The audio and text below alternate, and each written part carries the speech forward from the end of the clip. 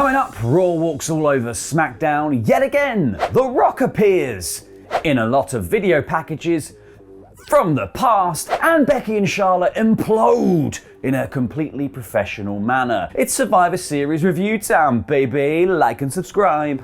Support WrestleTalk!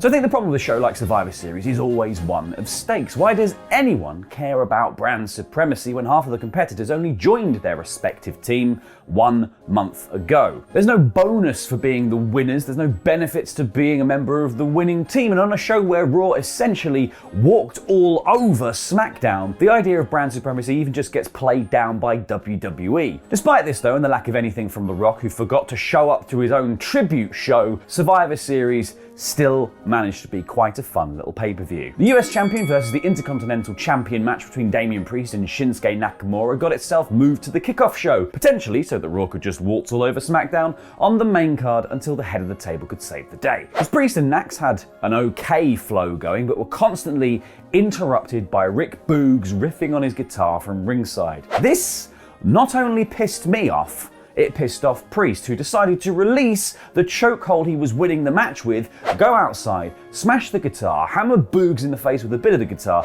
and then accidentally, while angry, deck Nakamura with it too, getting himself disqualified. This is precisely the sort of match that a clean finish would not have hurt at all, because are we actually protecting Shinsuke Nakamura from a pay-per-view loss? Now we care? The main show then kicked off with a promo package hyping up the brand warfare, and the sponsor for this show, Red Notice, the new Netflix film starring Ryan Reynolds and Gal Gadot and, oh yeah, Dwayne Johnson. We're basically setting the WWE desperation meter to 3/4 full really early doors. This whole show was WWE being like, yeah, we still know The Rock, yeah, he still calls us sometimes. And then the main card kicked off in a big way with the match that most people were most excited about because they wanted to see it go completely off the rails. Becky Lynch versus Charlotte Flair. Sadly for all of us stirrers, both Bex and Chaz were consummate professionals and just put on a great match.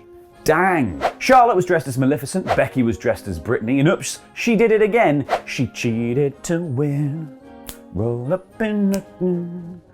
Oh baby, baby. Because for most of the match, Becky had been letting Flair hit her baby one more time, another one, Charlotte, thank you very much, in what felt like a heated fight. Both women sold the hatred in this one really nicely, resorting to using each other's finishing maneuvers as an insult to injury and dropping the bitch word mid-slap fight. And you know they're serious. It was basically anything you can do, I can do better levels of back and forth, exemplified by an ending in which Charlotte grabs the ropes on an O'Connor roll, but the ref spots it, stopping the spot from happening, allowing Becky to roll into her own, grabbing the rope at the last second to keep Charlotte down. Now Pat McAfee said it best here, saying, "Not like that match was too good to end like that," which might be the new, how will they coexist in terms of WWE pointing out bad booking that they've done while still giving us the bad booking. To be perfectly honest, I'm the sort of person who is never satisfied by a roll-up, but I can see why you don't want a clear winner here, but then I would argue,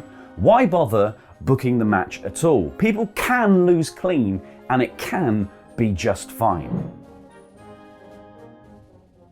The men were out next for their traditional Survivor Series elimination match, and as is tradition, it was full of shenanigans. Kevin Owens had words with Seth Rollins about who would start the match before sliding out of the ring and just wandering off, getting counted out and giving the advantage to Team SmackDown, which they used very well to maintain wrist control on Austin Theory for a good 3 minutes. Balor then brought it back for Raw after a big breakdown spot and a coup de grace to Happy Corbin, but it was Lashley who was the MVP for his team, taking guys out at ringside, making a save in the ring and destroying King Woods with a spear and a hurt lock combo, but a showdown with Drew got out of hand and had both men counted out and eliminated. Things then broke down to Sheamus and Jeff Hardy versus Seth Rollins and Austin Theory, former Messiah and Disciple over here. That's quite fun, but not really played up. Jeff and Sheamus shared some great fun tandem offense, both doing the beats of the bodger, before Sheamus came a cropper to a roll-up. He then took all of that frustration out on Jeff, leaving Hardy to get the big babyface comeback against two guys, eventually nailing Theory with a swanton, but then he went after Seth. He ate the knees and a stomp for good measure.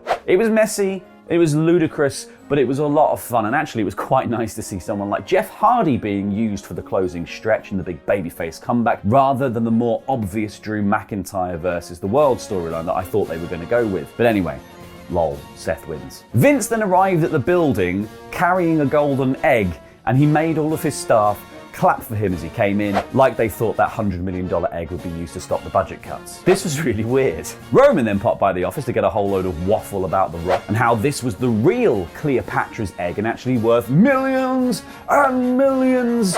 Desperation meter 90% now, 90%. I still know The Rock, he's texting me right now. Roman had a good little line here like, yeah, like my next contract, and then just mooched off. Ultimately, incredibly weird. After that, we honoured the legacy of the Great One who first appeared at Survivor Series 25 years ago with a Battle Royal sponsored by Pizza Hut. A food The Rock definitely does not eat. It's obviously what he wanted. We have maxed out the desperation meter. There wasn't much to write home about in this one. It was your typical Battle Royal with a big boy Omos dominating from the start. He resisted R-Truth's offer of pizza. He handily saw off all the other big men, Shanky and Commander Aziz, before just winning the whole thing with very little drama. There was a really brief moment where I thought that they might actually do something with Ricochet, but nah, jokes. You get one and only chance, and that was in NXT. Post-match, AJ goes to get some pizza, but the Profits jump him, and then they start just lobbing the pizza into the crowd. I cannot tell you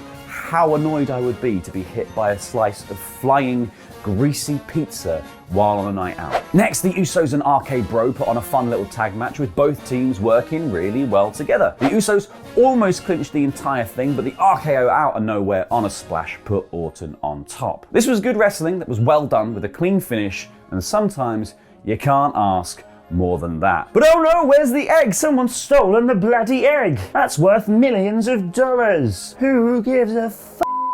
Fortunately, Vince put his best people on the case, Sonya Deville and Adam Pearce. You gotta watch Raw tomorrow to find out if they find this egg. Storytelling. Yeah, what a load of shit. Now, if the men's elimination match had just enough chaos to hang together well, the women's match seriously struggled to maintain coherency. Carmella was so busy sorting her face out that she got rolled up almost immediately. Even with Banks and Shotzi not being able to agree on anything, Team SmackDown quite easily whittled down the women of Raw to just Bianca Belair versus 4 of them. Sorry Raw, you're worthless. And then, with a numbers advantage on their side, they decided to keep Sasha out of the ring to get counted out, which she just walked away from without even fighting back or particularly being angry. And then the absolute plums that remained let Bianca just storm through them, hitting the KOD on Shotzi for the victory. This did nothing for nobody who wasn't named Bianca, really. Sasha Banks had a sort of good innings, but her kind of accepting her elimination by her teammates just made little sense for her character. The Raw women, including Ripley, looked weak as balls, and the SmackDown women looked either weak or stupid for not sealing the deal when it was 4-on-1. I think ultimately it all just felt rushed, you know, like there's a world in which Bianca heroically battling back from a deficit works when you've got a longer lead in. If you earn the moment through her looking gutsy, but here she just sort of single-handedly made an entire roster that was already struggling with star power just look like chumps. Surprise, Kayla attack! Paul Heyman gets blindsided by Braxton backstage, who says Brock's suspension is now no longer indefinite.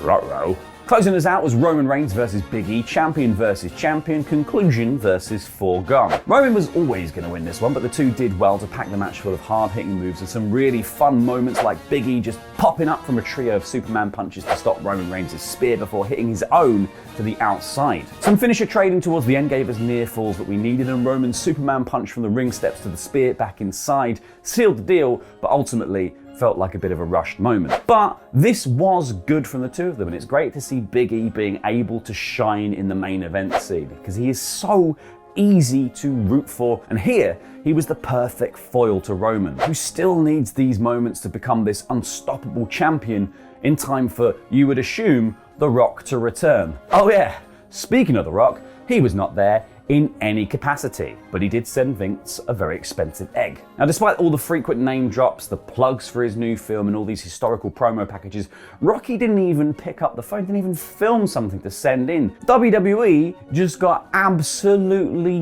ghosted, and it feels like such a missed opportunity to even tease the match if the plan is for it to happen at WrestleMania. But I mean, that feels quite fitting for a show with no real stakes, no real consequences, which is why janky finishes like those between Becky and Charlotte just matter even less. You've just spent the entire night telling us that this is the one night a year that the two brands go head to head, so this limited feud should be over until next year. And ending it on a spot of cheating and a roll-up, this is either going to be over completely and never mentioned again, or this is the setup for a two-belt Mania match, and therefore Survivor Series, its whole premise of it being the only night, means nothing. And it's annoying as well, because like the low stakes of Survivor Series meant that I actually really just enjoyed the wrestling on the show, because I went in with very low expectations. But wrestling only has as much meaning as your stories and your narrative tell us it does, and what you're saying with Survivor Series quite often is that it doesn't matter at all. I'm gonna have to give this one a high 3 out of 5. Number 1, WrestleMania 38,